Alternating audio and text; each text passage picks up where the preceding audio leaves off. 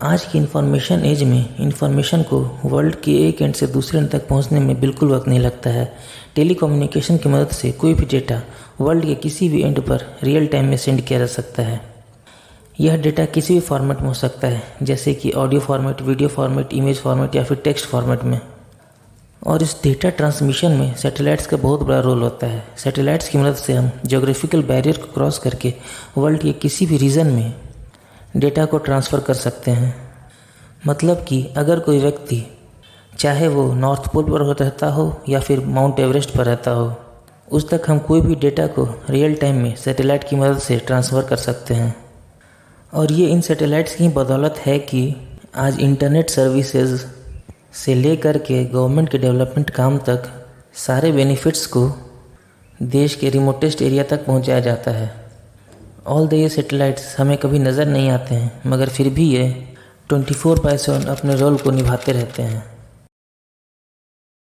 Satellite in general एक ऐसे small space based object को बोला जाता है जो कि किसी हैवी ऑब्जेक्ट के चारों ओर रिवॉल्व करता है।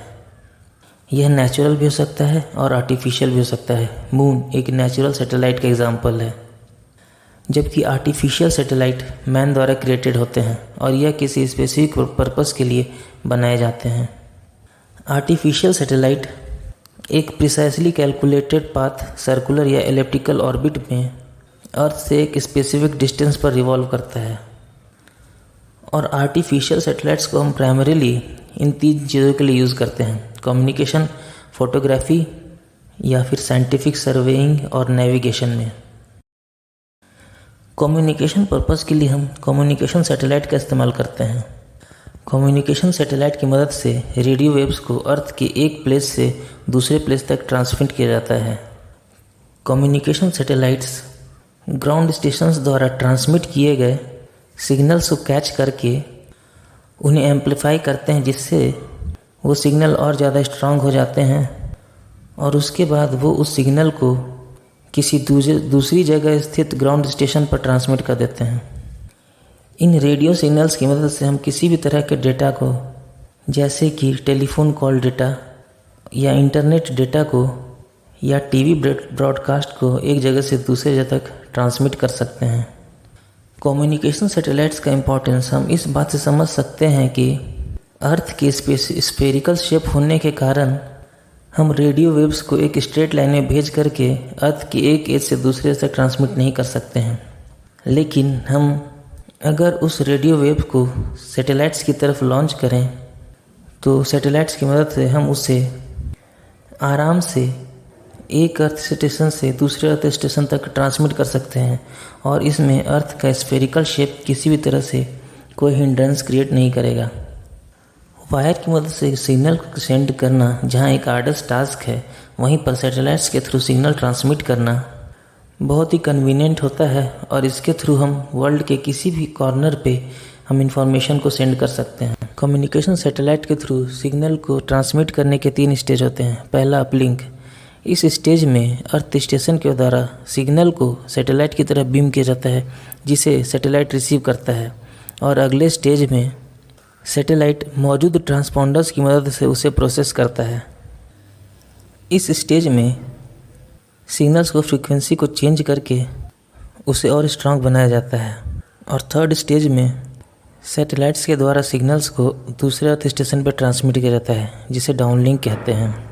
आर्टिफिशियल सैटेलाइट्स का दूसरा इस्तेमाल फोटोग्राफी, इमेजिंग और साइंटिफिक सर्वेइंग में किया जाता है और इस तरह से ये सैटेलाइट्स साइंटिफिक स्टडीज़ में हेल्प करते हैं। इनकी मदद से वेदर फोरकास्ट और दूसरे नेचुरल इवेंट्स को एनालाइज किया जाता है। सैटेलाइट नेविगेशन सैटेलाइट्स के ग्लोबल नेटवर्क पर बेस्ड होती है। नेविगेशन के लिए mostly used GPS means global positioning satellite में 31 जीपीएस सैटेलाइट्स का इस्तेमाल किया जाता है और किसी भी आदमी की एग्जैक्ट लोकेशन को जानने के लिए 4 या मोर जीपीएस सैटेलाइट्स का इस्तेमाल किया जाता है। इनिशियली जीपीएस सैटेलाइट का इस्तेमाल यूएस द्वारा मिलिट्री पर्पस के लिए किया जाता था, मगर अब यह किसी भी सिविलियन के द्वारा यूज़ किया जा सकता है। सैटेलाइट्स को अर्थ से 30,000 किलोमीटर तक की ऊंचाई पर ऑर्बिट करना पड़ सकता है और एक सैटेलाइट की प्रोजेक्टेड लाइफ 20 ईयर्स तक हो सकती है।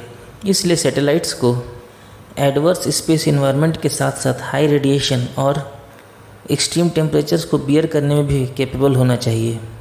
इसके साथ साथ सैटेलाइट्स को कॉस्ट इफ़ेक्टिव होने के लिए लाइट वेट, ड्यूरेबल और स्मॉल होना चाहिए। इसलिए सैटेलाइट्स का डिज़ाइन इनके सर्वाइवल के लिए बहुत इम्पॉर्टेंट होती है। एक आर्टिफिशियल सैटेलाइट्स में मुख्यतः 6 कंपोनेंट्स होते हैं। एंटीना, सैटेलाइट्स में मौजूद एंटीना सिस्टम सिग्नल को रिसीव करने और ट्रांसमिट करने में यूज़ होता है। कमांड एंड डेटा हैंडलिंग, ये सैटेलाइट का मॉनिटरिंग यूनिट होता है और अर्थ से कमांड्स को रिसीव करता है। Guidance and stabilization unit, satellite का यह पार्ट इस बात को इंश्योर करता है कि सैटेलाइट अपने करेक्ट ऑर्बिट में है और अपने टारगेट की तरफ ठीक बढ़ रहा है। ज़रूरत पड़ने पर यह ज़रूरी मैन्यूवर्स करने के बाद सैटेलाइट को उसके करेक्ट पोजीशन पर ला सकता है। हाउसिंग, सैटेलाइट के इस पार्ट को स्ट्रॉन्ग मटेरियल से बनाया जाता है जिससे कि वह स्पेस के हार्श सिचुएशन को फेस कर सके। पावर यूनिट, पावर के लिए सैटेलाइट मोस्टली सोलर एनर्जी पर डिपेंड करते हैं। थर्मल कंट्रोल यूनिट, इस यूनिट की मदद से सैटेलाइट एक्सट्रीम टेम्परेचर चेंज को बियर करता है।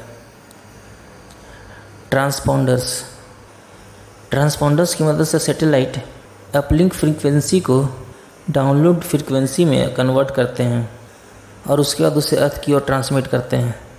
केपलर्स लॉ, केपलर्स लॉ की मदद से हम किसी भी सैटेलाइट के ऑर्बिट को डिटरमाइन कर सकते हैं। केपलर्स लॉ में 3 लॉज होते हैं। Kepler's first law, Kepler's first law के अकॉर्डिंग कोई भी सैटेलाइट एलिप्टिकल पाथ पे मूव करता है।